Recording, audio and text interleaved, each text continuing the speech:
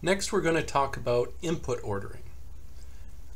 So up until now, we've been talking about, let's say, a two-input AND gate or NAND gate, like I have shown in the circuit below. And we'll say that the delay, for example, for the falling delay of this NAND gate is we have 6C on the output Y. And so we have that's due to the two PMOS devices and the one NMOS device. And so if we need to discharge the output Y, we have 6C capacitance. We compare that to our unit delay of an inverter with 3C, and so we say that this has a delay of 2 times a unit inverter. So with that being the case, we've just kind of said this has 2 times the delay of a unit inverter.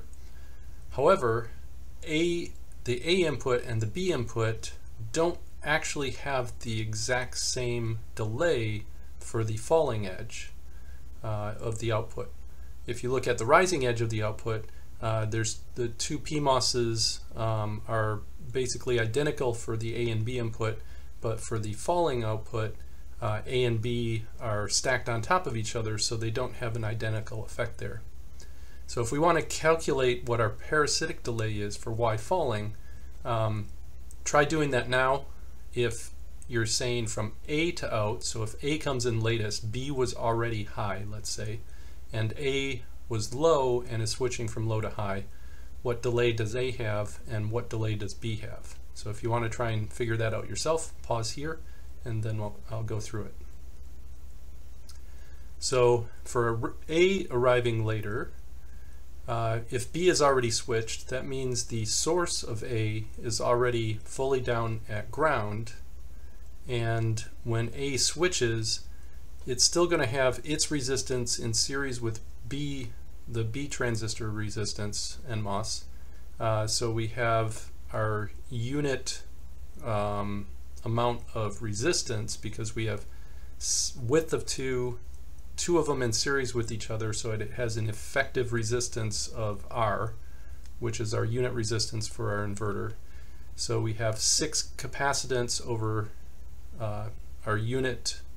If we go back to our unit inverter, has a 3 RC is the tau. This would have 6 RC, and if we say tau is 3 RC, it's 2 times tau. Now if B arrives latest, it has to discharge the 6C, but it also has an additional 2C for in between A and B.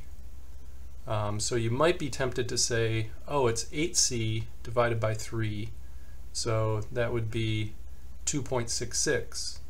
However, keep in mind that the 2C that's being discharged is through half the resistance, so R over 2, whereas the 6C is being discharged by R, and so it turns out that you're somewhere in between 2 and 2.66, and it comes out to around 2.33. So you can see that the A input actually switches faster than the B input from high to low. So that's good to keep in mind, that if you have exactly symmetric gates, the input that's closest to the output is actually going to be faster because it has less capacitance to discharge. So here I'm just reiterating what I finished the last slide with and talking about inner and outer inputs. So if the definition of the inner input is it's the input that is closest, the input that's connected to the transistor that's closest to the output of the gate. So in this case, the A input is connected to the transistor that's connected directly to the output Y, and the B input is connected to an outer input, and so the outer input is the input that's connected to a transistor that's connected closest to the rail, so closest to VCC or ground. So the B input is connected to ground, and it's the farthest away from Y, so that's our outer input. And so the outer inputs are going to be slower than the inner inputs if they're sized the same as each other, just because the outer input, again, has to drive capacitance on the inner nodes as well as the capacitance on the actual output node Y. And so it has to drive a little bit more capacitance, and so it's going to be a little slower.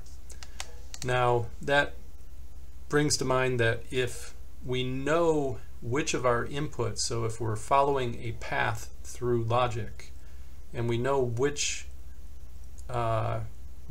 signals are the latest arriving signals, we want them to be connected to the fastest input, and so we want them to be usually connected to the inner inputs of the gates, and the signals that you know are going to arrive earlier connected to the outer inputs of the gate. So the ones that you want to go through the gate the fastest, that are the latest arriving signals, should be the inner inputs, and the earlier arriving signals should be the outer inputs.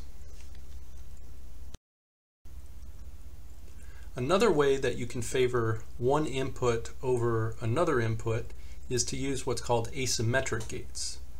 And as the first bullet says, asymmetric gates will favor one input over the other.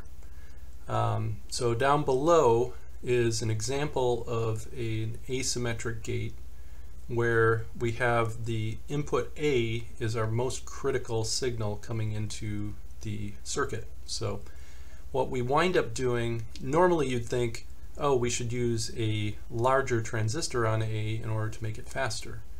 However, that sometimes can be counterproductive because it will have a larger capacitance than reflected to whatever is driving A from, whatever gate is driving this gate might be slowed down because there's a larger input capacitance to this gate.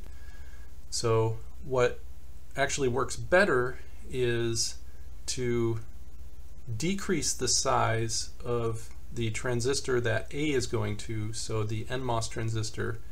If we decrease its size, we wind up decreasing the capacitance that's loading the previous stage. But if you look at it and you say, well, you're decreasing the size, so you're increasing the resistance of that transistor, instead of what we're really concerned about is the total resistance of the series stack of the two NMOS devices. So if we, while we're decreasing the size of the transistor A, the top transistor of the stack, we increase the size of the lower transistor in the stack by more than we decreased the size of A. So in this case, reset bar is going to the other input. If we know that that other input is not critical at all, and we are willing to put more capacitive load on the other input, so in this case we double the size of the NMOS on the bottom from 2 to 4, and we're not quite cutting the size of A in half, but we're going to 4/3, so 1 1/3. The overall resistance of that stack, so the bottom NMOS being 4, the top NMOS being 1 1/3, the overall resistance of that stack is now the same. So it has a unit resistance like it did before when they were both size 2, but the output capacitance has decreased by a little bit because now we don't have a capacitance or a size 2 device on the output for the NMOS. It's smaller, so we have a smaller output capacitance. So the gate itself will get a little bit faster for A to out, and on top of that, whatever's driving A, like I said before, since there's less receiver cap of this gate, the thing that's driving A will get a little bit faster as well. So let's go through and look at logical effort of G sub A and G sub B. So input A and input B is the reset bar input. So G sub A, if we count up our capacitance C in, we get 4/3 plus 2, basically gives us 4/3 plus 6/3 is 9/3. Divide that by our unit capacitance of 3, and so we get 4 plus 6 is 10 thirds. Divide that by 3 and we get 10/9 for GA. G sub B is 4 plus 2 is 6 divided by 3, so we get 2. And our G total is going to be GA plus GB, gives us 28/9. If you go back and calculate the G total for if you had the normal NAND gate, which would have a size 2/2 and 2/2, you'll see that the G total effort has gone up, but the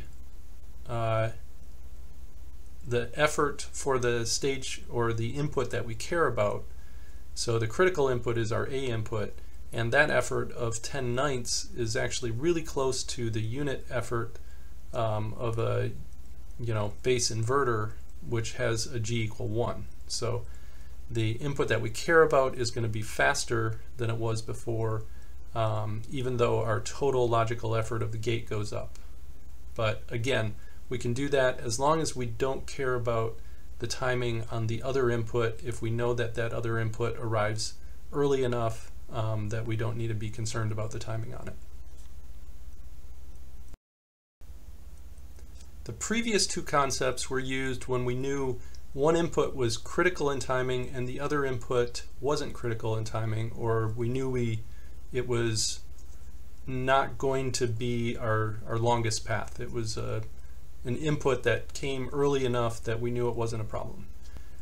The question now is, what happens if we know both inputs are critical, or we're not sure, and we don't want one of them to be slower than the other? So previously we were talking about gates like a NAND gate, where one input we knew was going to be slower than the other because we have a series stack of two NMOS devices. The one that's closest to the output is going to be faster than the one that's farther away.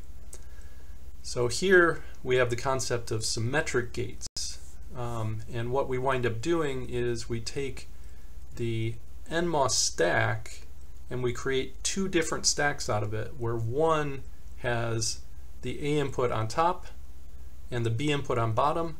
The other stack has the B input on top and the A input on bottom.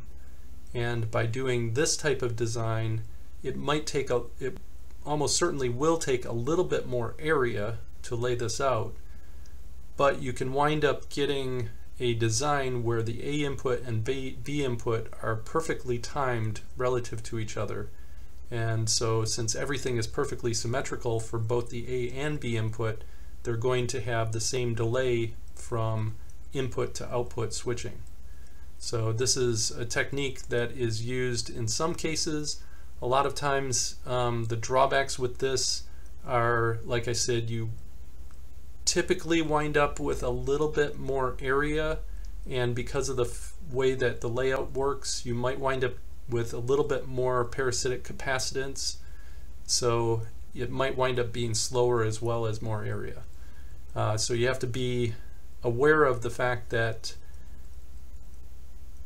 you really want to make sure that you care more about your inputs and output timing to be perfectly symmetrical than you do with the absolute amount of time and layout area and power that you consume, because you're trading off certainty in A and B being the same amount of time through the gate for basically having worse area, potentially worse power, and potentially worse timing.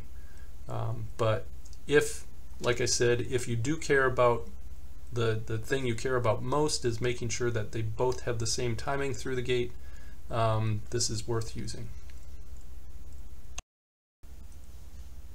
Another concept that's used to selectively speed up certain paths is to use skewed gates. And in this case, it's not that you're selectively speeding up, let's say, an A input versus a B input.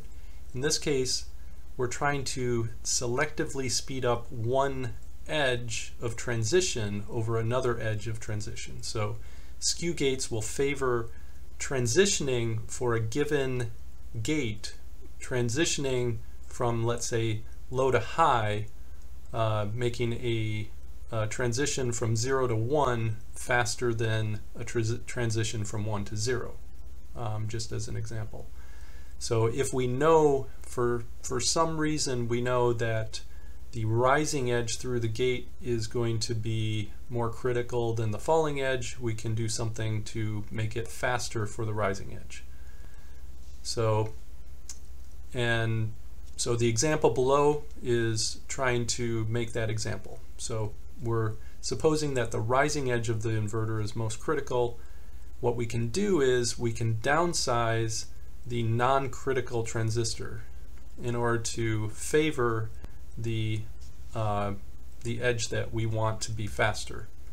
So in this particular case, if we had an inverter that we wanted to favor the rising edge as most critical, we could create, if we took on the left-hand side and we downsize, so if we have the normal unit inverter where the PMOS is size 2, NMOS is size 1, we can downsize the non-critical NMOS device, so we get a size 2 over a size 1/2 of what it normally was. And that, if we wanted to compare it in order to say what is the logical effort now, because normally we compare for logical effort, we compare the input capacitance to a unit size inverter, but in this particular case, when we're trying to compute logical effort, what we wind up doing by definition when we're using skewed gates is we compare it to an unskewed inverter with the same effective resistance on that particular edge. And so we'll have a logical effort for the up transition and a logical effort for the down transition. So that's G sub U and G sub D.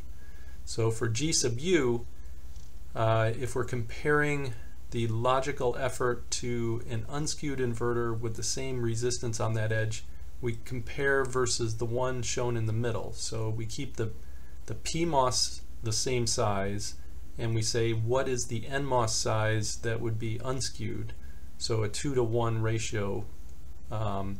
So we look at the G sub U, our C in is 2.5, and then we divide that by 3.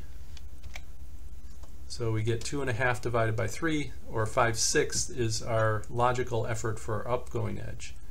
Now for our downgoing edge, we need to keep the same size NMOS and say what would an unskewed inverter look like with an NMOS of 1/2, that would be a PMOS of 1. So we effectively have a total here of 3 halves. And so we take 1/2 divided by 3 halves, and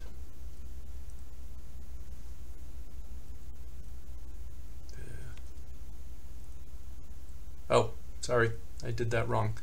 Not just 1/2, 2.5 divided by 3 halves, which 3 halves is 1.5. So 2.5 divided by 1.5 is 5/3. So sorry for the little glitch in my math there, but it shows even when you've prepared the slides, sometimes you do it a little bit wrong. So again, G sub down is the size, the PMOS is 2 plus the NMOS is 1/2, 2.5, and then we look at the right hand inverter there, which is an unskewed inverter with the same size NMOS, and so 1.5 is the sum there, so 2.5 over 1/2, 1.5 is 5/3. So here I just want to stress some definitions for what we mean by high skew and low skew, and the main concept again of how you compute logical effort, and the concept of why you're doing it, and what gain you get out of it, and what the side effects are. So the definition for skewed gate is, in order to compute your logical effort of a skewed gate for a particular transition, so either the rising transition or the falling transition, pulling up or pulling down. It's the ratio of the input capacitance of the gate to the input capacitance of an unskewed inverter that would be driving the same output current for that same transition. So you have to look at what is the drive strength of that transition, and then look at a unskewed inverter. So if you created an unskewed inverter that had that either NMOS drive strength or PMOS drive strength, and then do the ratio of the capacitance of your gate versus the unskewed inverter gate with the same output current. So I kind of went through that in the last foil, so if you need to refresh, go back and go through that foil again. So skewed gates, the main reason you use them is you want to favor one input over another. So what you do is you reduce the size of the non-critical transistors. So keep the same size you want for the transition that's the critical transition. So if you want to have a faster rise from 0 to 1, you keep your PMOS the same size, you downsize your NMOS. And the other way around, if you want to have a faster falling, you keep your NMOS the same size, downsize the PMOS. So what we call high skew gates favor a rising output. So they have a higher value of P to N. You reduce the N size for high skew gate. A low skew gate favors the falling output, and so you downsize your PMOS and keep your NMOS the same size. And then of course the logical effort for the favored direction is going to be smaller, so it'll be faster, but it will get larger for the non-favored direction. And the overall logical effort for the gate as a whole is going to go up, but because you only care about one direction more than the other, as long as the logical effort for the direction you care about is going down, that's going to increase your speed through that direction. Here are a few more examples of doing skewed gates using the inverter, which you've seen previously on the previous examples, and using a NAND2 and a NOR2 function. And you can see we've given the values here for the logical effort for all of the values of the inverter, which we've already gone through, and for the non-skewed versions of the NAND2 and NOR2. So first, let's do a quick, if you want to do a quick quiz or test of yourself, go in and put in either mentally or write down what you think the sizes would be for the high skew and low skew versions of the NAND2 and NOR2. So pause here and do that, and then we'll continue. So the sizes for high skew and low skew, of course it depends on how much you want to skew it by, but if we do an equal amount of skewing as we did for the inverter, basically doing a factor of 2, for the high skew NAND gate, we would downsize the NMOS, so we would go from a size 2 NMOS to size 1. For the low skew, we would downsize the PMOS, go from size 2 PMOS to size 1.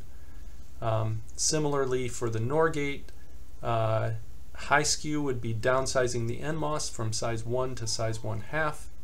And for the low skew, you would downsize the PMOS from size 4 to size 2. So we can see that here.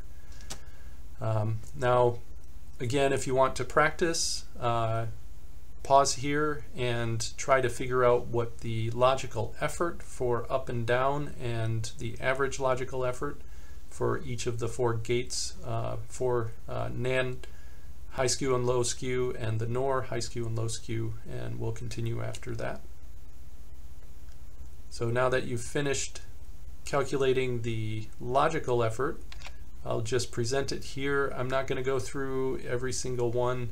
You can go through the math yourself. You can just pause it here and write down the numbers if you didn't get the same numbers as what we have, and I leave it to you to verify that what's on the foil here is correct. Otherwise I'd probably be going through for another 5 minutes, so I'll let you do that on your own. As one additional way to speed up your critical input, in particular for your critical edge, let's look at combining two of the features that we previously had, which was doing skewed gates as well as asymmetric gates. So what we can do in this case is so previously when we created this asymmetric gate where we cared most about the A input, we wound up downsizing the NMOS of the A input and then increasing the size of the non-critical input so that the overall resistance for the pull-down stack was the same as it used to be with the larger NMOS going to A.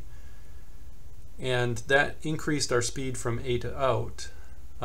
In this case, what we're doing is, in addition to increasing the size of the NMOS for the reset input, we're going to downsize the PMOS. And you might say, well, how does that increase the speed from A to out? Keep in mind the size of the PMOS is connected to the output node Y.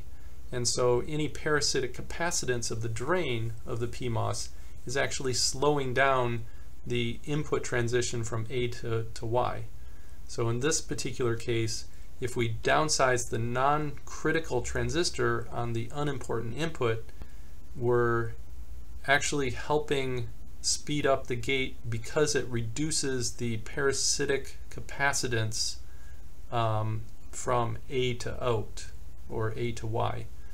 And so keep in mind, it's not just about the drive strength of the transistors, it's also about the parasitic capacitance of the transistor. So anything you can do to reduce the parasitic capacitance from non-critical side inputs or side devices that are on your critical path is going to increase your speed, as well as by trying to reduce resistance.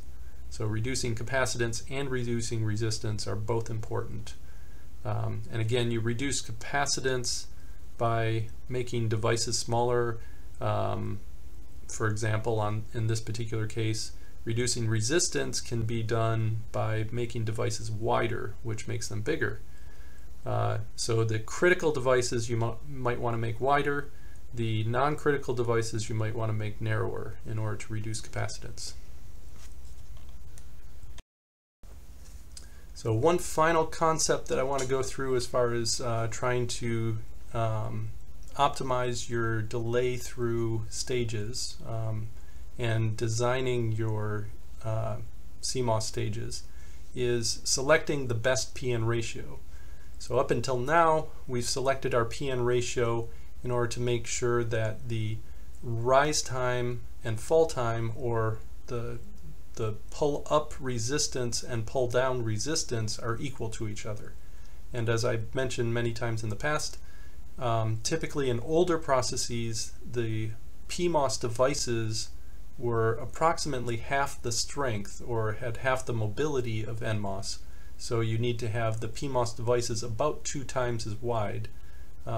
In here on the foil, it's saying mu, the P to N ratio, is typically 2 to 3x for an inverter.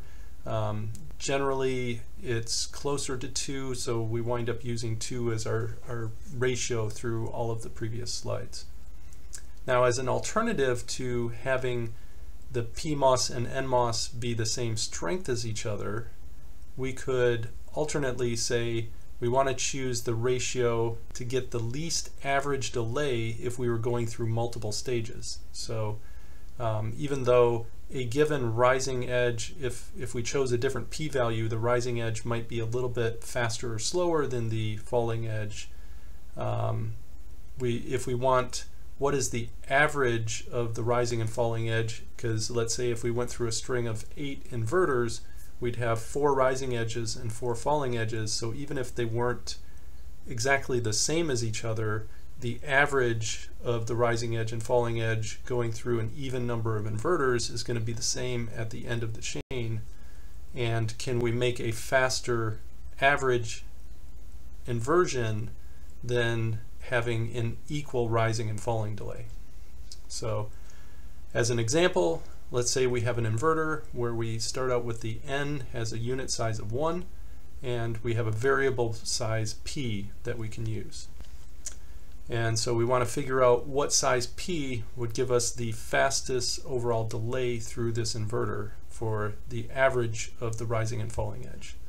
So I'm not going to go too in depth with the math here. I'll leave it to you to read in the book and go through the derivation here.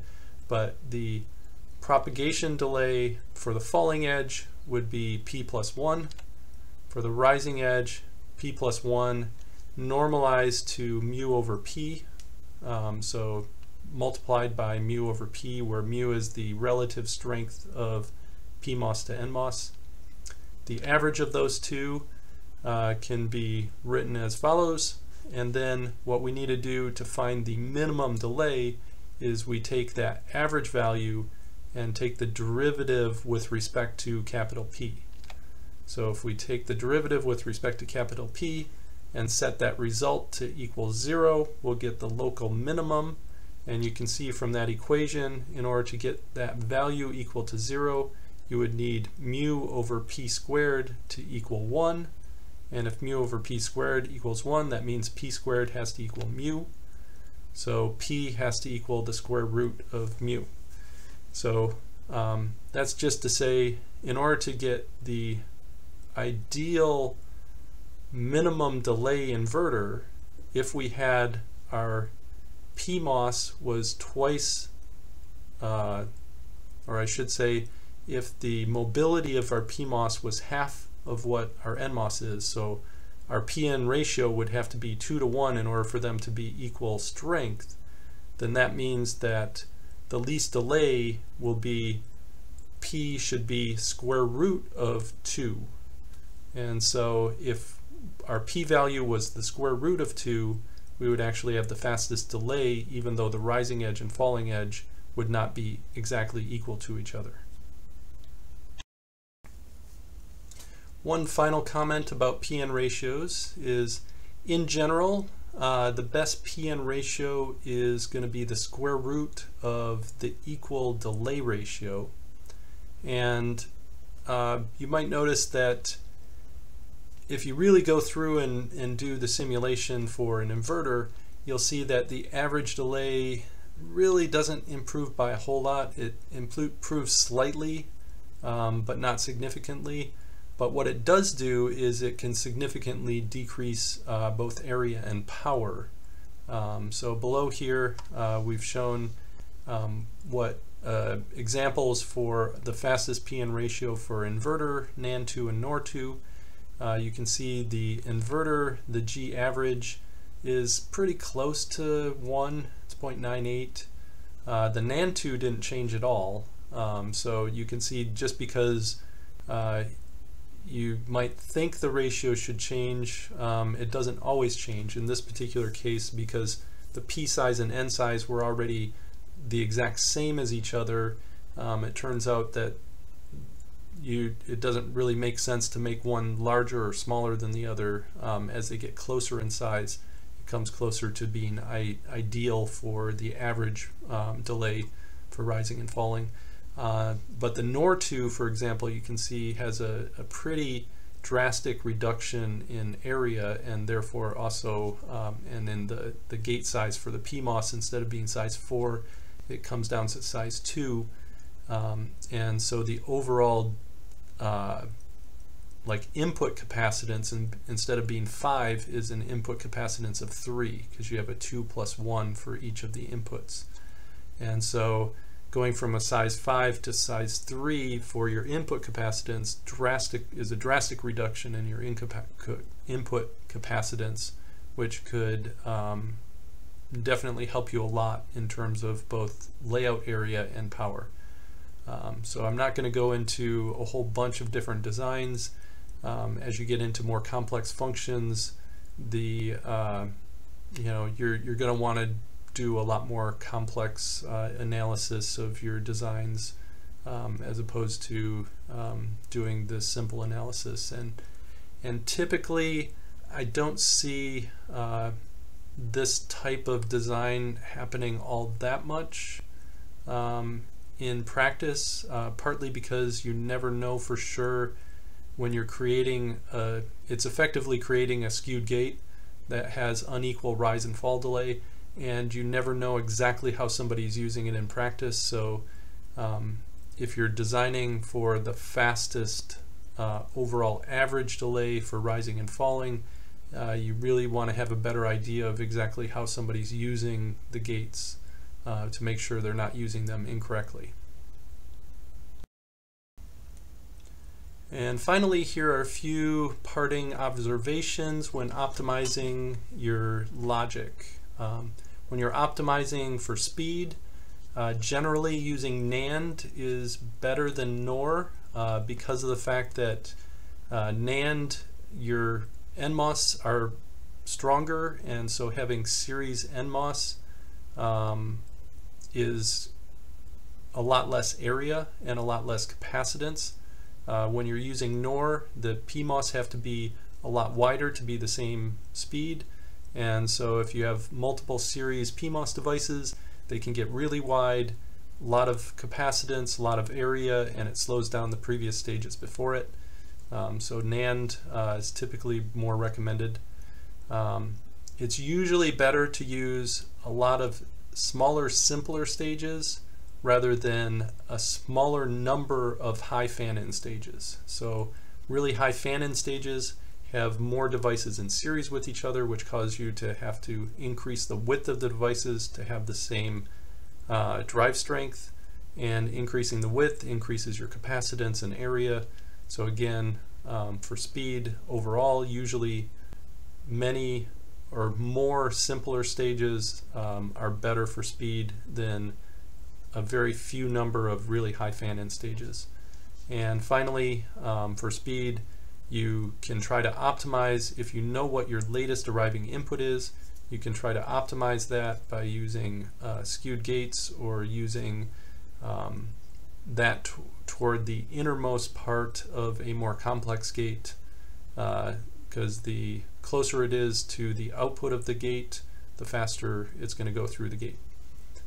And then if you're trying to optimize for area and power, again, usually more number of simple stages that can be smaller is usually better than a a smaller number of really high fan-in stages. So more simple stages tend to be better for speed and for area and for power than the really complex high fan-in stages.